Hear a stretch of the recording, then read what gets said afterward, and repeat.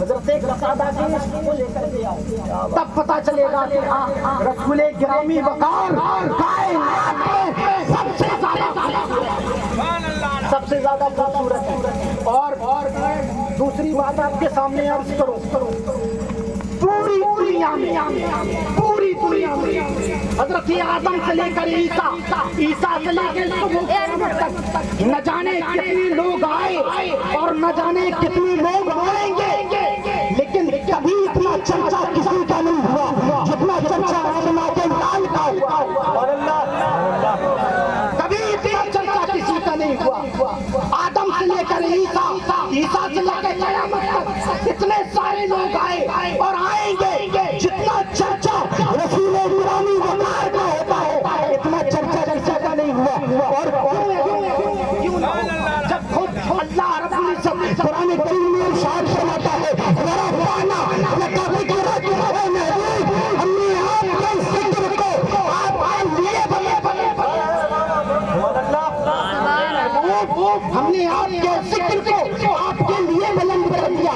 جب یہ آیت کریمہ حضور احمد رضا خان علیہ رحمت اللہ پہ سامنے آتی ہے، آپ اس آیت کریمہ پر روشنی ڈالتے ہیں، تب مچل جاتے ہیں اور عرض کرتے ہیں یا رسول اللہ عرش پہ تازہ چھیڑ چھاؤ، فرش پہ طرفہ دھول بھام، کان کدھر لگائیے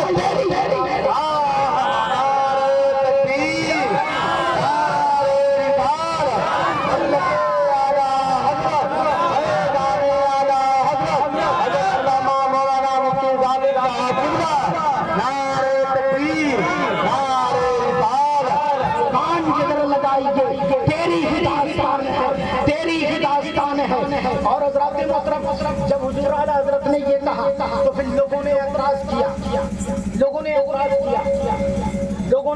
کیا اور اعتراض کرنے کے بعد حضور اعلیٰ حضرت علیہ رحمۃ اللہ نے ایک شعر اور لکھا۔ ملاحظہ فرمائیے حضور اعلیٰ حضرت علیہ رحمۃ اللہ ارشاد فرماتے ہیں کہ خاک ہو جائیں مگر ہم ایسا، یہ سبحان اللہ۔ اگر آپ لوگ نہیں مچلیں گے ہماری تحریر ختم، آپ لوگ مچلتے رہیے، خاک ہو جائیں جل کر مگر ہم کو رضا، جب تک دم میں دم ہے ذکر ان کا سناتے جائیں گے۔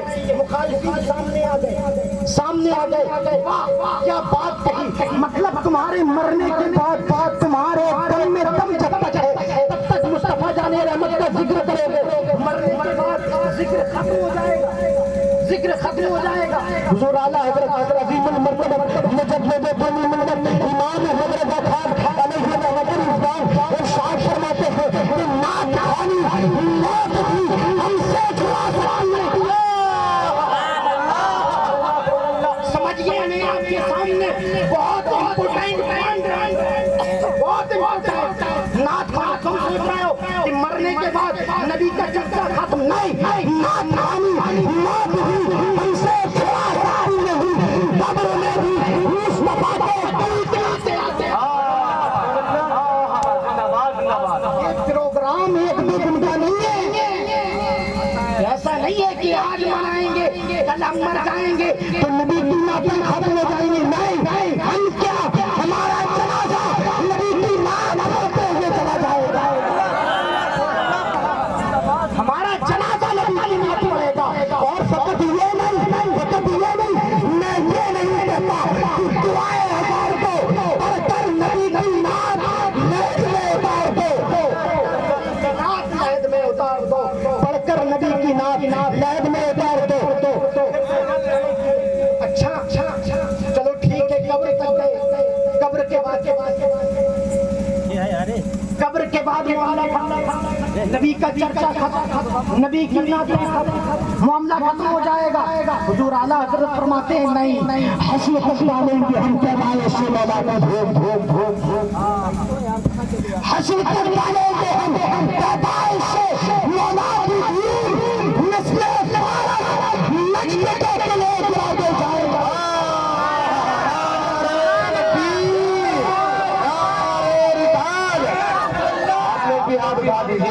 نعرہ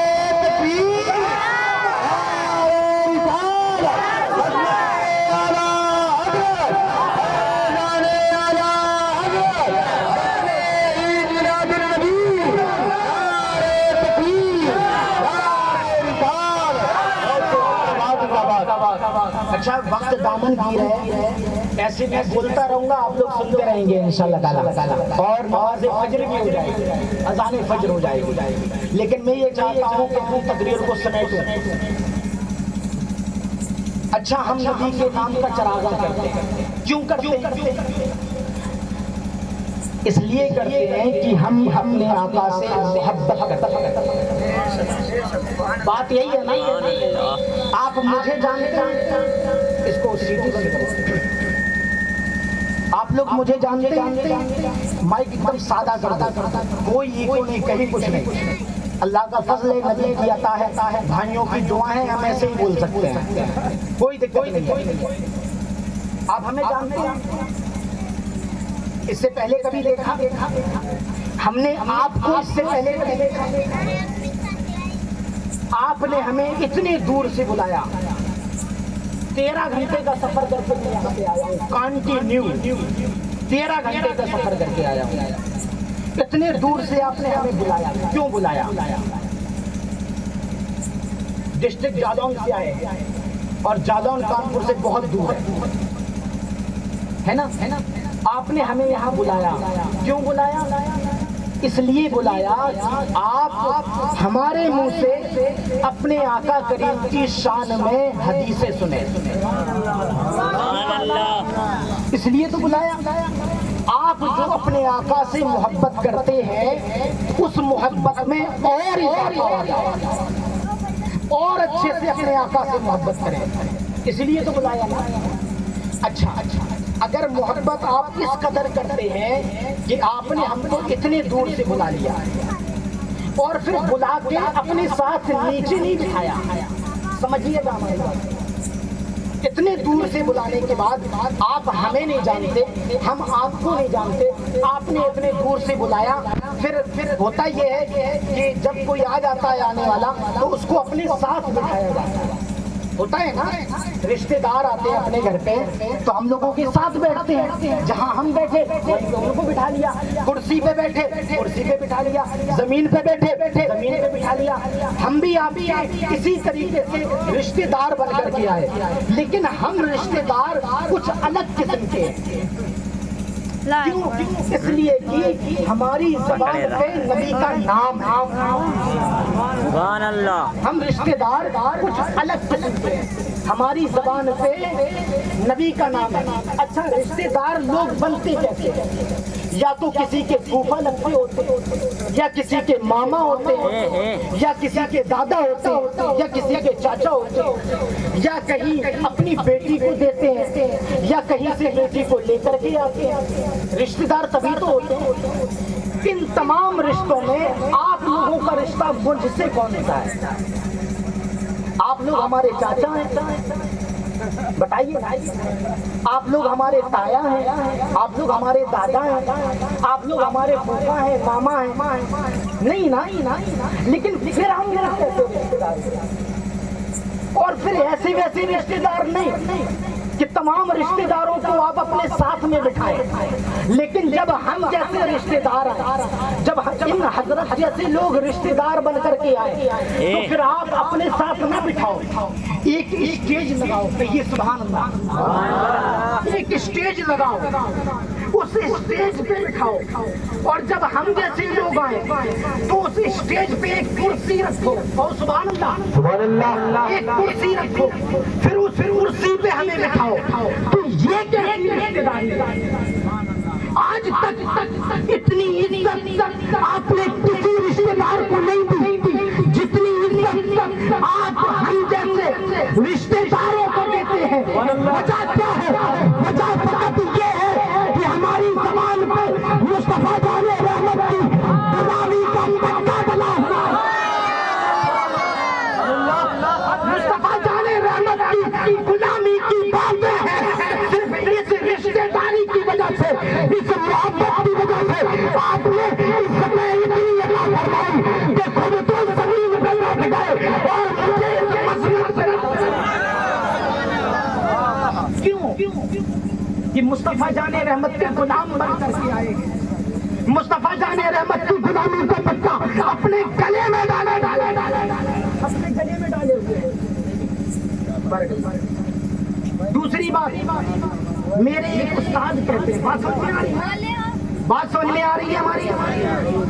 ہمارے استاد کہتے تھے کہ بیٹا جب یہ عزتیں ملتی ہیں تو پھر بھولنا نہیں، تکبر میں نہ آ جانا، یہ سمجھنا یہ جو عزتیں ہیں یہ مدینے والے مصطفیٰ کے قدموں کی برکت، یہ مدینے والے مصطفیٰ کے قدموں کی برکت، اور یہ جو محبت ہے اس محبت کا تقاضا بھی ہے۔ استاد فرماتے تھے کہ محمد کی محبت دین حق کی شرط ہے، اسی میں ہے اگر خامی تو سب کچھ نامکمل ہے، سب کچھ نامکمل ہے، سب کچھ نامکمل ہے۔ حضرات محترم چند باتیں اور آپ نے ہمیں بلایا، کیوں بلایا؟ کیونکہ ہم مصطفیٰ جان رحمت سے محبت کرتے ہیں، اس لیے تو بلایا۔ بات سمجھ میں آئی ہماری؟ اس لیے تو بلایا آپ لوگوں نے۔ اب جو میں بات کرنے لگا وہ بات آپ لوگوں کے لیے بہت ہی قابل غور ہے۔ اچھا، جس سے محبت کی جاتی ہے، ہم نبی سے محبت کرتے ہیں کہ نہیں؟ ہاتھ کھڑا کر کے بولو، کتنے لوگ محبت کرتے ہیں نا؟ دیکھیے یہ جلسہ آپ لوگوں کا تاریخ، نیچے کر لیجیے، دیکھیے یہ جلسہ آپ لوگوں کا تاریخی جلسہ ہے، پہلا جلسہ ہے، اور میں یہ نہیں چاہتا کہ جیسے دوسرے لوگ آ کے کھا کے چلے جاتے ہیں، صبح آپ سے پوچھا جائے کہ مفتی صاحب آئے تھے، حضرت آئے تھے، کیا کہہ کے گئے، کیسی تقریر کر کے گئے، تو آپ لوگ کہو کہ بہت اچھی تقریر کری، لیکن کہہ کے کیا گئے ہمیں نہیں پتا، ہم سب بھول گئے، ہمیں نہیں پتا، وہ اتنی تیز بول ہی رہے، وہ سمجھے میں نہیں آیا، ایسا لگ رہا جیسے سپر فاسٹ ٹرین دوڑ رہی ہے نا؟ تو ہم ایسا نہیں کرنا چاہتے، یہ تاریخی جلسہ ہے، نور کے فرشتے نور کے کاغذ پہ نور کے قلم سے ہم لوگوں کے نام لکھ رہے ہیں، یار نصیبہ بیدار کرو اپنا، ہمارا نام پکارا جائے گا بروز محشر، جب نبی پاک اپنے غلاموں کے خدمت میں ہمیں بلائیں گے اسی نورانی نام کے ساتھ۔ یہ تاریخی جلسہ ہو رہا ہے آپ کا، اور کوشش یہ کیجئے یہ جلسہ ختم نہ ہونے پائے، اب کرتے رہیں گے نا انشاءاللہ، کرتے رہیں گے نا انشاءاللہ تعالیٰ، ختم نہ ہونے پائے، آپس میں محبتیں پیدا کرو، اور محبت اپنی وجہ سے نہیں، یار ہمارے چاچا ہم سے بہت ناراض ہیں ہم بھی ان سے ناراض ہو جائیں گے، نہیں، ہمارے ابا ہم سے ناراض ہیں، 3 مہینے ہو گئے ہیں ہم نے ابا سے بات نہیں کی، ابو ناراض ہیں امی سے بات نہیں کی، بات یہ نہیں اگر ابا ناراض ہو جائے امی ناراض ہو جائے تو اپنی امانیت کو دور رکھ دینا، اپنے تکبر کو دور رکھ دینا، آپ کا بھائی آپ سے ناراض ہو جائے، چھوٹا ہو یا بڑا ہو، اپنی تکبر کو دور رکھ دینا، مصطفیٰ جان رحمت کی محبت کی وجہ سے اسے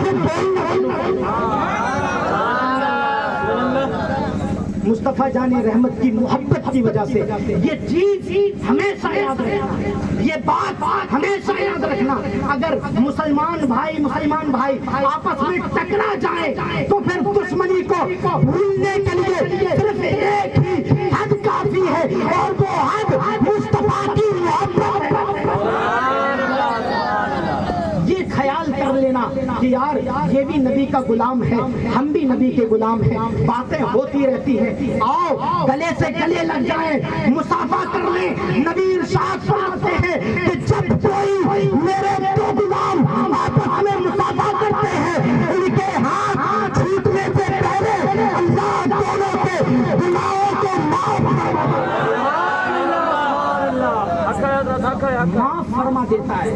آپ لوگ ملاحظہ تو کریں کہ نبی نے کیسی محبت کا درس دیا ہے، کیسی۔ تو میں عرض کر رہا تھا کہ جس سے محبت کرتے ہیں اور محبت ہی کی وجہ سے ہم لوگوں کو بلایا گیا ہے، تو پھر محبت کرنے والے کی بات کو مانا جانا ہے۔ بات سمجھ میں آئی آپ کو؟ جس سے محبت کا دعویٰ کیا جاتا ہے پھر اس کی بات کو مانا جاتا ہے۔ ایسا نہیں کہ ہم اپنے ابا سے بہت محبت کرتے ہیں، لیکن ابا کہہ رہے آج سے تم نماز پڑھنا شروع کر دو، ہم کہیں نہ نماز نہیں پڑھیں گے، تو یہ محبت ہوئی؟ یہ تو مخالفت ہوئی۔ اس سے بہتر تو یہ تھا کہ تو محبت کا دعویٰ نہ کرتا، کم سے کم اس زمرے میں تو نہ آتا۔ تو محبت کا دعویٰ کر رہا ہے اور پھر اسی کی بات کو نہیں مان رہا۔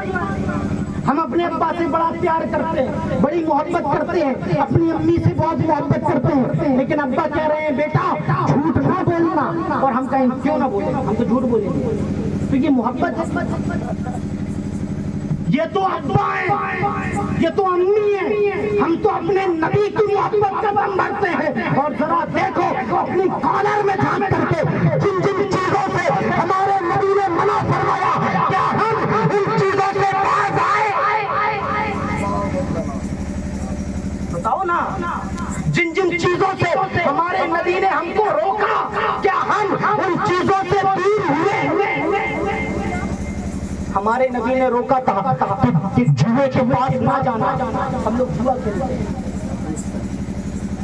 میرے سنی بھائیوں، اگر نبی سے سچی محبت کا دم بھرتے ہو، محبت کا دعویٰ کرتے ہو، تو پھر دلیل بھی قائم کرو۔ نبی نے روکا جوئے کے پاس نہ جاؤ، آپ جوئے کے پاس نہیں گئے، سمجھ میں آ گیا کہ تم نبی سے محبت کرتے ہو۔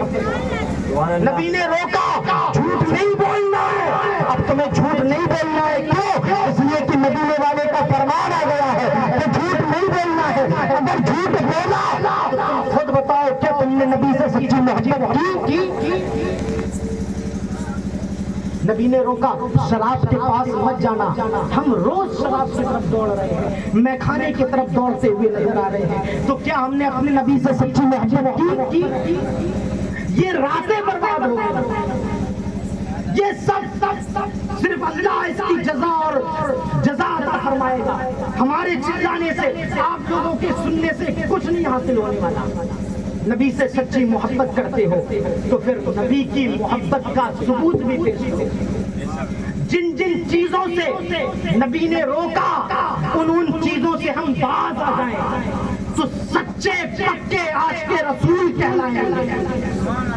اور اگر ہم نبی کے بتائے ہوئے راستے پہ نہیں چلے، نبی نے جو ارشاد فرمایا اس پہ ہم نے عمل نہیں کیا، تو پھر ہم اپنی محبت میں جھوٹے ہیں، ہم نے نبی سے سچی محبت نہیں کی۔ دوسری بات، نبی پاک صلی اللہ علیہ وآلہ وسلم نے ارشاد فرمایا، آپ نے پہلے بھی اعلان کیا، ہمارے کچھ بھائی وہاں پہ کھڑے ہیں، نہیں سمجھ نہیں آ رہا ہے کیوں چائے کی چکر میں، ارے یار چائے نے پورا کام گڑبڑ کر کے رکھ دیا بھائی۔ چائے سے میٹھی میٹھی باتیں یہاں پہ پلائی جا رہی ہیں۔ او دور کھڑے میرے بھائیوں، یہاں پہ آ جاؤ، ان لوگوں کو بلائیے ذرا، بس 5 منٹ بعد 5 منٹ کے بعد تقریر ختم۔ میں نے کہا کہ افراتفری کا ماحول ہوگا تو تقریر ختم کر دی جائے گی۔ اگر نبی سے سچی محبت کا دعویٰ، بابا سے بلند درود کا سلسلہ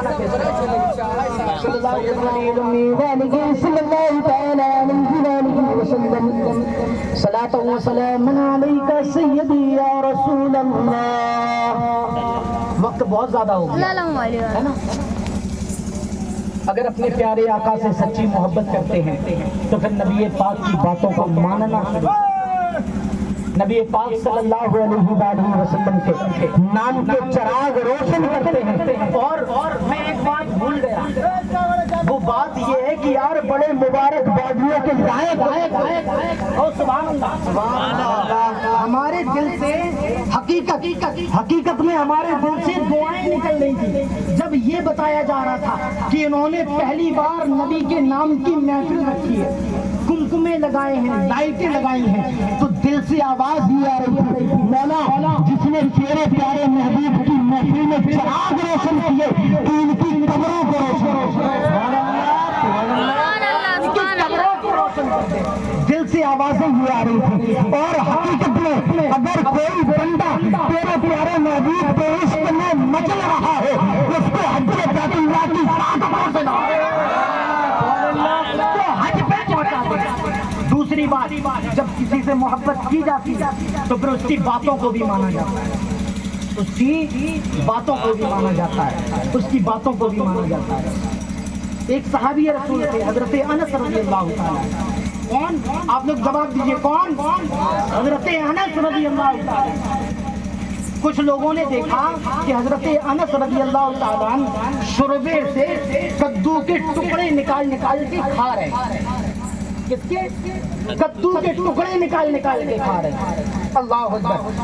پوچھا انس کیا کر رہے ہو، یہ کیا کر رہے ہو؟ آپ نے عرض کیا میں نے ایسا کرتے ہوئے اپنے پیارے آقا کو دیکھا ہے، مجھے نہیں پتا کہ میں کیا دیکھا، لیکن میں نے ایسا کرتے اپنے پیارے مدینے والے سوڑے کو دیکھا ہے، اپنے آقا کو دیکھا ہے، اس لیے میں ایسا کر رہا ہوں۔ ایک مرتبہ نبی پاک صاحب لولاک مدینے کی گلیوں سے نکل رہے تھے کہ ایک چوراہے پر پہنچے، کیا دیکھتے ہیں کہ ایک صحابی رسول کا گھر تعمیر ہو رہا ہے۔ کہیے سبحان اللہ، گھر بن رہا ہے، گھر بن رہا ہے۔ آپ وہاں کھڑے ہوئے، آپ نے گھر کی طرف نظر ڈالی، ارشاد فرمایا یہ گھر کس کا بن رہا ہے؟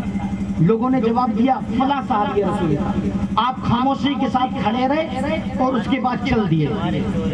وہ شخص باہر نکل کے آئے، وہ صحابی رسول باہر نکل کے آئے، عرض کیا، ان سے ارشاد فرمایا کہ ابھی رسول اللہ صلی اللہ علیہ وآلہ وسلم تشریف لائے تھے، جزاک اللہ تعالیٰ فی الدارین، تشریف لائے تھے، انہوں نے آپ کے گھر کو دیکھا، غور سے سماعت فرمائیے، آپ کے گھر کو دیکھا تو ان کے چہرے سے ایسا لگا کہ اس طرز کی ڈیزائن، ایسا گھر شاید نبی پاک پسند نہیں فرماتے۔ جو گھر آپ بنا رہے ہو ایسا گھر شاید ان کے چہرے سے ایسا لگا کہ آپ پسند نہیں فرماتے۔ اللہ اکبر۔ جب وہ صحابی رسول نے یہ سنا تو پھر آپ نے کہا لاؤ کدال لے کر کے آؤ۔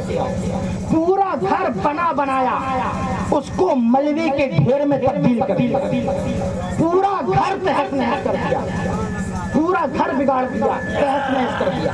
ایک دو دن کے بعد پھر آقا جان رحمت کا گزر وہیں سے ہوا، کیا دیکھتے ہیں کہ وہ گھر ملبے کا ڈھیر پڑا ہوا ہے۔ آپ پھر کھڑے ہو گئے، پھر ارشاد فرمایا کہ یہ کس نے کیا؟ پھر عرض کیا یا رسول اللہ جس کا گھر ہے اسی گھر کے مکین نے ایسا کیا، انہی نے ایسا کیا۔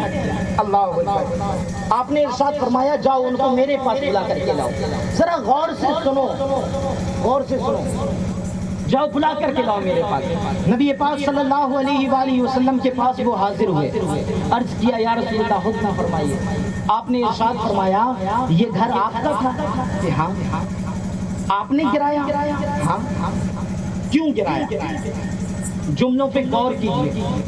آپ نے عرض کیا یا رسول اللہ میں نے سنا تھا، میں نے سنا تھا، آپ کے منہ سے نہیں سنا، کسی اور کے منہ سے سنا تھا۔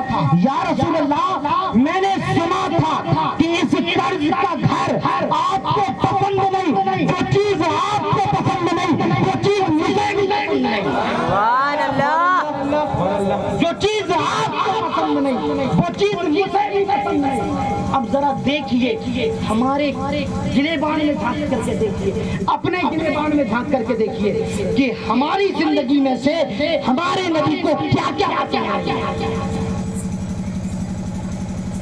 آپ لوگ سمجھدار ہیں، اتنا تو سمجھ رہے ہوں گے نا، ہماری زندگی سے ہمارے آقا کو کیا کیا پسند نہیں۔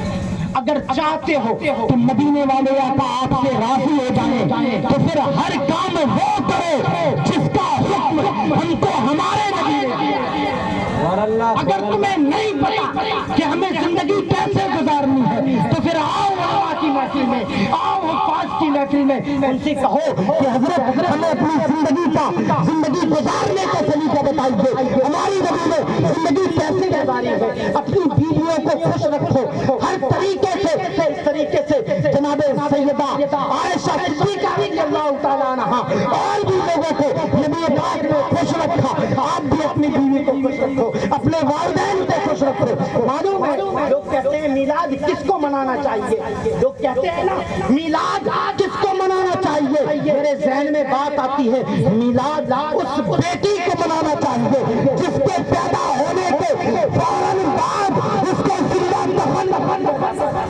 سبحان اللہ، سبحان اللہ،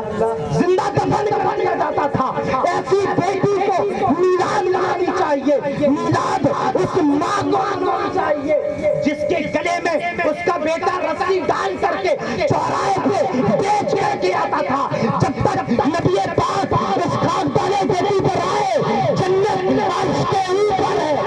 نبی نے جنت کو کھینچا, ماں کے قدموں کے نیچے ڈال دیا اور ارشاد فرمایا یہ ماں بیچنے والی نہیں, ان ماں کے قدموں کے نیچے تمہاری جنت. نعرہ تکبیر, نعرہ رسالت, مسلک اعلیٰ حضرت, نعرہ اعلیٰ حضرت, نعرہ تکبیر, نعرہ رسالت. میلاد اس باپ کو منانا چاہیے جس کو اس کے بیٹے ڈنڈوں سے مار دیا کرتے تھے. اللہ کے نبی تشریف لائے, آپ نے ارشاد فرمایا رضا اللہ فی رضا الوالدی, سخط اللہ فی سخط الوالدی. آج کے بعد اگر تیرا باپ ناراض ہے تو سمجھ لے تیرا رب بھی ناراض ہے. میلاد اس باپ کو منانا چاہیے, میلاد اس باپ کو منانا چاہیے. حضرات محترم, میلاد کا چراغا چل رہا ہے. اللہ سے دعا کرتے ہیں کہ اس چراغے کے صدقے طفیل سے اللہ رب العزت ہماری قبروں کو روشن فرمائے. اور ایک آخری بات آپ لوگوں کے سامنے کہہ کے گزر جانا چاہتا ہوں. یہ جو مائیں بیٹھی ہیں سرے شام سے لے کے اب تک بیٹھی ہوئی ہیں, اللہ رب العزت سے دعا ہے کہ ان تمام لوگوں کو کنیز فاطمہ بنا دے, تمام لوگوں کو کنیز فاطمہ بنا دے. اپنی عزت, اپنے باپ کی عزت, اپنے شوہر کی عزت کرنے کی توفیق نصیب فرمائے. اپنے سروں پہ ہمیشہ ہمیشہ دوپٹہ رکھنے کی توفیق نصیب فرمائے. حضرات محترم, یہ جو مائیں بہنیں بیٹھی ہیں ان کے لیے آخری بات کہہ کے گزر جانا چاہتا ہوں. جب بروز نبی پاک نے ارشاد فرمایا میری ماں میری بہنوں سب سے زیادہ جہنم میں ہم نے عورتوں کو دیکھا ہے, سب سے زیادہ جہنم میں ہم نے عورتوں کو دیکھا ہے. اللہ کبھی دوسری جگہ ارشاد فرماتے ہیں کہ جب ایک عورت جہنم میں جائے گی تو پھر وہ اکیلے نہیں جائے گی, اکیلے نہیں جائے گی, اپنے ساتھ 4 لوگوں کو جہنم میں لے کر کے جائے گی. کتنے لوگوں کو؟ 4 لوگوں کو جہنم میں لے کر کے جائے گی. ہماری مائیں بہنیں بیٹھی ہیں, غور سے ملاحظہ فرمائیے کن کن لوگوں کو جہنم میں لے کر کے جائے گی. جب اللہ کا حکم ہوگا فرشتوں جاؤ ڈال دو اس کو جہنم میں, عورت آگے جائے گی, رک جائے گی. اللہ رب العزت بولنے کا موقع عطا فرما, بولنے کی مہلت نصیب فرما. اللہ ارشاد فرمائے گا چل بول, تجھے کیا کہنا ہے؟ وہ عرض کرے گی یا اللہ میں اکیلے جہنم میں نہیں جاؤں گی, میرے ساتھ میرا باپ بھی جائے گا, میرے ساتھ میرا باپ بھی جہنم میں جائے گا. غور کرو مسلمانوں, یہ وہی بیٹی ہے جس کو تم نے بڑے بڑے موبائل ہاتھ میں دے دیے تھے. غور کرو مسلمانوں, یہ وہی بیٹی ہے جس کی عصمت, جس کی عزت تیرے نبی فاطمہ الزہرا سے زیادہ بڑی ہے. یہ وہی بیٹی ہے آج کہہ رہی ہے کہ میں اکیلے جہنم میں نہیں جاؤں گی, میرے ساتھ میرا باپ بھی جائے گا. ارشاد باری تعالیٰ ہوگا کیوں تیرا باپ تیرے ساتھ کیوں جائے گا؟ لڑکی جواب دے گی یا اللہ جب میں اپنے گھر سے کالج کے بہانے نکلتی تھی اس وقت میری حاکمیت میرے باپ کے ہاتھ میں تھی, اس نے کبھی میرے اوپر کوئی روک ٹوک نہیں لگائی, کبھی میرے باپ نے یہ نہیں کہا بیٹا آج تو چھٹی کا دن ہے, آج تو اسکول کیسے جا رہی ہے, بیٹا تو اسکول جا مگر پہلے کنیز فاطمہ بن کر کے جا, اپنے چہرے پہ دوپٹہ باندھ کر کے جا, اپنے جسم پہ لبادہ اوڑھ کر کے جا, نقاب اوڑھ کر کے جا. میرے باپ نے میری عزت کی پرواہ نہیں کی, اسی لیے میں اپنے باپ میں اپنے باپ کو بھی جہنم میں لے کر کے جاؤں گی. ارشاد باری تعالیٰ ہوگا ٹھیک ہے باپ کو لے کر کے جا, پھر چلے گی, رک جائے گی, کہنے لگے گی یا مولا ابھی ایک اور ہے عرض. ارشاد فرمایا کون؟ کہ میں اپنے بھائی کو بھی جہنم میں لے کر کے جاؤں گی. میں اپنے بھائی کو لے کر کے جاؤں گی. ارشاد باری تعالیٰ ہوگا کیوں؟ میں بہت شور میں یہ واقعہ بیان کر رہا ہوں. کیوں؟ آپ وہ ارشاد وہ عرض کرے گی مولا تعالیٰ میرے باپ کے بعد اگر میں سب سے زیادہ اپنے رشتہ داروں میں ڈرا کرتی تھی تو میں اپنے بھائی سے بہت زیادہ ڈرا کرتی تھی, لیکن بھائی نے اپنے بھائی ہونے کا حق ادا نہیں کیا. مجھے گناہوں میں دیکھتا رہا, میرے ہاتھ میں موبائل کو دیکھتا رہا, موبائل میں الٹی سیدھی چیزوں کو دیکھتا رہا, میں موبائل سے دوسروں سے بات کرتی رہی, میرا بھائی دیکھتا رہا. ان تمام عیاشیوں میں میرا بھائی مبتلا رہا. اگر میں جہنم میں جانے والی ہوں تو میرے ساتھ میرا بھائی بھی, میرے ساتھ میرا بھائی بھی جہنم میں جائے گا. اللہ اکبر کبیرہ. وہ بہن جس کو تم سب سے زیادہ پیار کرتے ہو, وہ بیٹی جس کو تم سب سے زیادہ پیار کرتے ہو, وہی بیٹی تمہیں جہنم میں کھینچ کر کے لے جائے گی, وہی بہن تمہیں جہنم میں کھینچ کر کے لے جائے گی. اس کے بعد پھر آگے بڑھے گی, پھر عرض کرے گی مولا ابھی ایک اور باقی ہے. ارشاد باری تعالیٰ ہوگا کون؟ فرمائے گی میرا شوہر میرا شوہر باقی ہے. ارشاد باری تعالیٰ ہوگا اس نے کیا کیا؟ عرض کرے گی مولا میری شادی ہونے کے بعد میری حاکمیت میرے شوہر کے ہاتھ میں آ گئی. وہ جس طریقے سے چاہتا مجھے چلاتا, اگر وہ حکم دیتا کہ جب تک تو نماز نہیں پڑھے گی میں تیرے ہاتھ کا کھانا نہیں کھاؤں گا, قسم خدا کی میں نمازی بن جاتی. وضو بنا کر کے اس کے سامنے اس نے کبھی ایسی شرط نہیں رکھی. وہ ہمارے ہاتھ سے کھانا کھاتا گیا, میں کھلاتی گئی, اس نے کبھی نہیں کہا میں روزے دار ہوں تو بھی روزے سے رہنا شروع کر دے ورنہ میں تیرے ہاتھ کا کھانا نہیں کھاؤں گا. میرے شوہر نے کبھی قید نہیں لگائی. اگر میں جہنم میں جا رہی ہوں تو پھر میرا شوہر بھی جہنم میں جائے گا. حضرات محترم اور آگے بڑھتی ہے, کہتی ابھی ایک اور بات. اللہ اکبر کبیرہ, اللہ اکبر کبیرہ.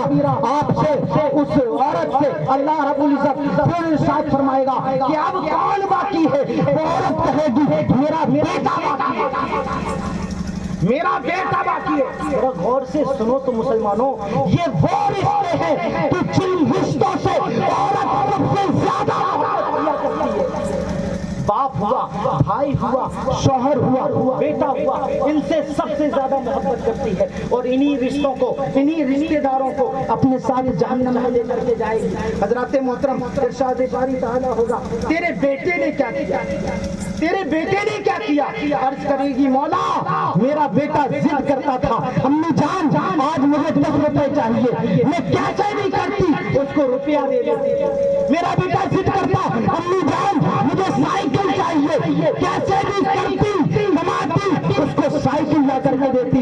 اگر میرا بیٹا ضد کرتا امی جان تم روزے رکھو, نمازیں پڑھو, زکات دو, تبھی تمہارے ہاتھ میں کھانا کھاؤں گا. قسم خدا کی میں اپنے بچے کی بات کو نہ ٹالتی, نمازی بن جاتی, حاجی بن جاتی, قاضی بن جاتی اور اپنے ساتھ جہنم میں نہیں اس کو جنت میں لے کر لیکن میرے بیٹے نے کبھی ایسا نہیں کہا. اگر جہنم کی حقدار میں ہوں تو پھر میرا بیٹا بھی جہنم کا. ان چاروں کو میرے سارے جہنم میں لے کر کے آؤ. حضرات محترم اپنے آپ کو سنبھالیے. آپ نے نبی کے نام کی محفل رکھی ہے, یہاں پہ ذمہ دار علماء کو بلائیے جو نصیحتیں کریں, آپ کو سنواریں, آپ کی نسلوں کو سنواریں. اور ہم تو ہمیشہ دعا کرتے ہیں مولا کریم ہماری نسلوں میں وہ بچہ پیدا ہی نہ کرنا جو یا رسول اللہ کے نعرے نہ لگائے. سبحان اللہ. ہماری نسلوں میں فقط اس اولاد کو پیدا کرنا, اس بیٹی کو پیدا کرنا جو کنیزِ فاطمہ بنتی ہوئی نظر آئے, غلام حسین. سبحان اللہ, سبحان اللہ. ایسی اولادوں کا کوئی ٹھکانہ نہیں ہے جو ان محفل میلاد کو شرک و بدعت کا ہے. کوئی ضرورت نہیں. ہم لا بلد تو ہو جائیں گے لیکن نبی کے غدار کو اپنے گھر کے اندر پال نہیں. حضور تاج الشریعہ فرماتے ہیں کہ جو ان سے ہو بیگانہ اسے دل سے جدا کر دو.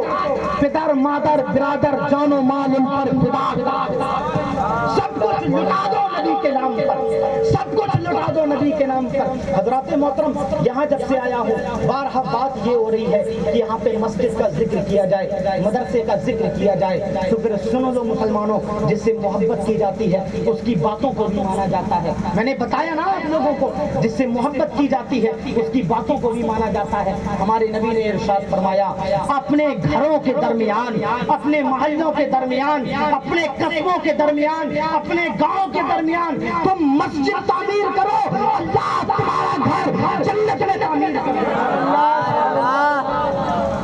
اور صرف ایک گھر نہیں، گجب کی رحمتیں ہیں، گجب کی رحمتیں۔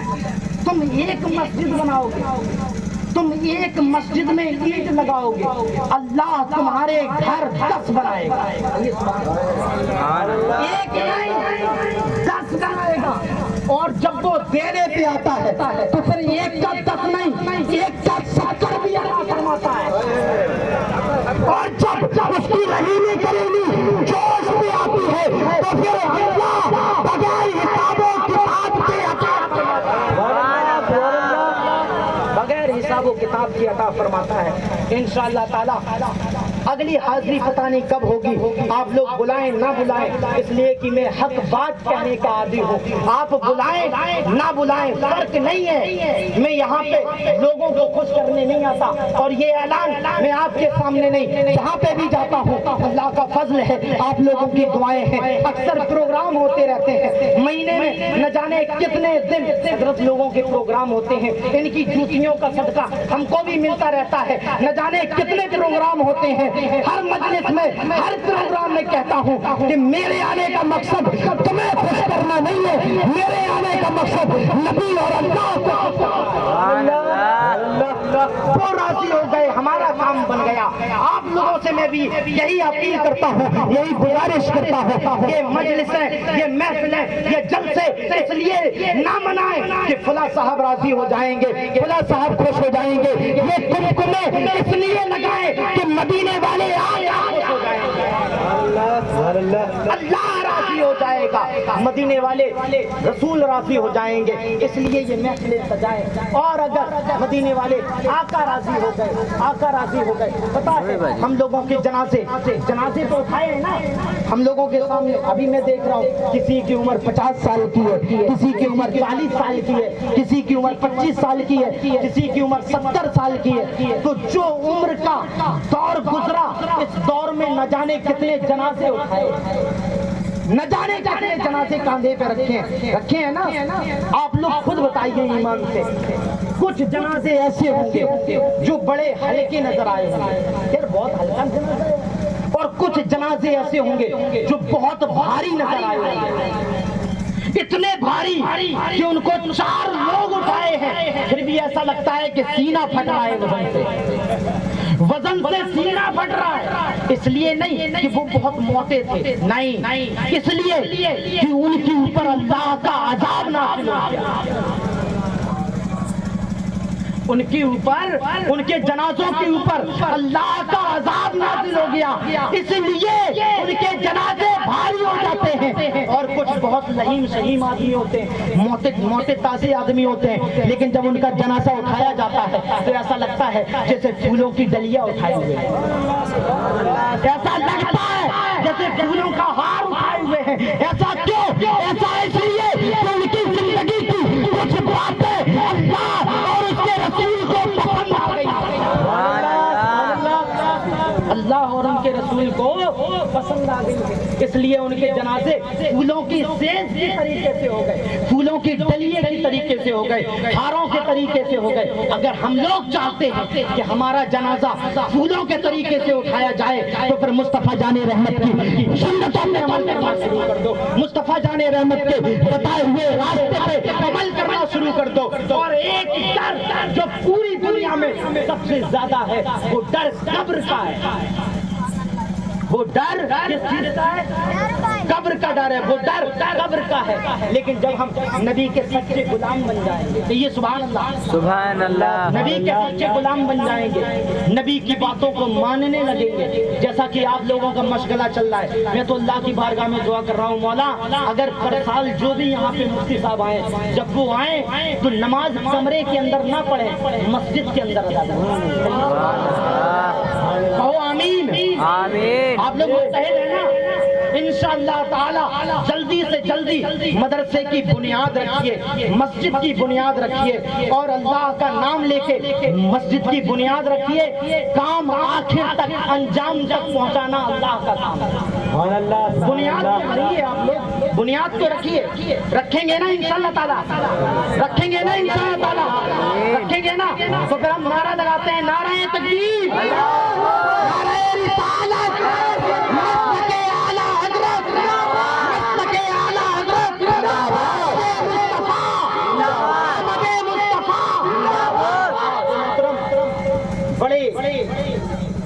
خوش نصیبی کی بات ہے کہ انشاءاللہ تعالیٰ۔ اچھا آپ لوگ بنیاد کب کی سوچے ہوئے ہیں؟ کب رکھیں گے؟ دن متعین کیجئے، دن متعین کیجئے، اور اپنے عہد پہ، اپنے وعدے پہ ڈٹ جائیے۔ ایک مہینے کے بعد، ایک مہینے کے بعد ایسا نہیں ہوگا، ایسا نہیں ہو پائے گا۔ ابھی زمین لی جا رہی ہے۔ اچھا اچھا، ماشاءاللہ۔ تو جیسے ہی زمین کی کاروائی مکمل ہو، اس کے فوراً بعد ہو انشاءاللہ تعالی، انشاءاللہ اس کے فوراً بعد مسجد تعمیر کر دی جائے، اس کے فوراً بعد۔ سبحان اللہ۔ اصل میں معاملہ یہ ہوا تھا کہ مجھے بتایا یہ گیا تھا کہ سب مدرسے کی زمین لے لی گئی ہے، مسجد کی بھی زمین ابھی نہیں ہوا ایسا، تو بات چل رہی ہے، بات چل رہی ہے ماشاءاللہ۔ سبحان اللہ۔ اللہ رب العزت آپ کی نیک خواہشات کو پورا فرمائے، اور اگلے سال تک اس گاؤں میں، اس بستی میں، اور اس قصبے میں اللہ کا مقدس گھر تعمیر فرمائے، سبحان اللہ، مقدس گھر تعمیر فرمائے۔ تو میں بات کر رہا تھا کہ مطلب سب سے زیادہ ڈر قبر سے لگتا ہے نا، قبر سے لگتا ہے۔ جب ہم اپنے گھر، اپنے گاؤں میں مسجد کو تعمیر کر لیں گے، نبی کے بتائے ہوئے راستے پہ چلیں گے، تو پھر حضور اعلیٰ حضرت فرماتے ہیں کہ لحد میں اس کے روپے شہر باغ لے کے چلے۔ اب ڈرنے کی ضرورت نہیں ہے، کیوں؟ اس لیے کہ اپنے دل کو خالی چھوڑ کر کے نہیں جا رہے ہیں، اس دل کے اندر مصطفیٰ کی محبت کو لے کر کے۔ سبحان اللہ، ڈرنے کی ضرورت نہیں ہے، قبر میں کوئی نہیں رہے گا، باپ نہیں، بھائی نہیں، بیٹا نہیں، رشتہ دار نہیں، لیکن یقین ہے مصطفیٰ جان رحمت ہماری قبر میں ضرور۔ حضور اعلیٰ حضرت فرماتے ہیں کہ میں بھی اس کو دیکھے سر کا داغ لے کے چلے، میری رات ملی تھی چراغ لے کے چلے، تیرے غلاموں کا نقشے قدم ہے راہ خدا، وہ کیا بہت سکے جو یہ چراغ لے کے چلے۔ وما علینا الا البلاغ۔ السلام علیکم ورحمۃ